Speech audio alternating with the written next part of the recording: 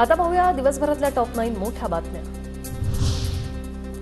सुरजागड इस्पात private limited या गडचिरोलीतील सर्वात मोठ्या स्टील प्लांटचं भूमिपूजन। उपमुख्यमंत्री देवेंद्र फडणवीस, अजित पवार यांच्या हस्ते भूमिपूजन। गोंदिया जिल्ह्यातील 2 विधानसभेच्या जागांवर अजित पवार गटाचा दावा। प्रफुल्ल पटेल आणि महायुती ठरवेल त्याप्रमाणे काम करणार, अजित पवार गटाच्या पदाधिकाऱ्यांची प्रतिक्रिया। खेडकर दाम्पत्य फरार झाल्याची चर्चा। पुणे पोलिसांच्या 3 पथकांकडून शोध सुरू।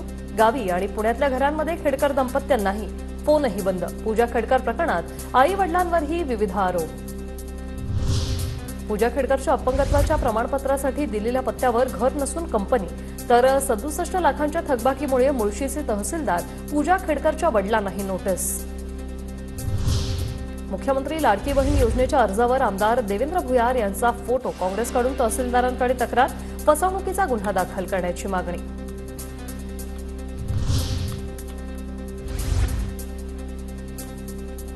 तर 5 जवान शहीद झालेले आहेत। अमित शहा यांनी गृहमंत्री पदाचा राजीनामा द्यावा, संजय राऊतांची मागणी।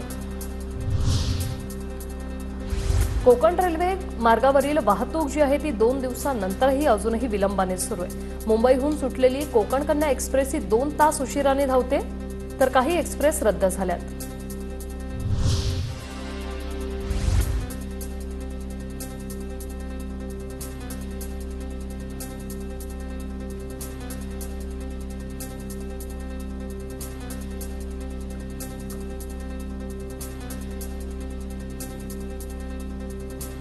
तर कर्नाटकात खासगी कंपन्यांना आता स्थानिकांना 100% आरक्षण असणार आहे। कर्नाटक सरकारचा निर्णय मात्र कन्नड भाषा येणं हे अनिवार्य असण्यासाठी प्रमाणपत्रही असणार आहे आवश्यक।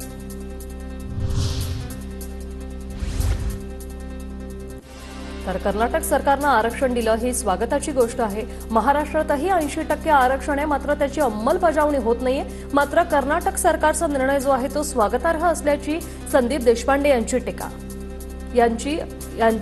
संदीप देशपांडे यांचं वक्तव्य।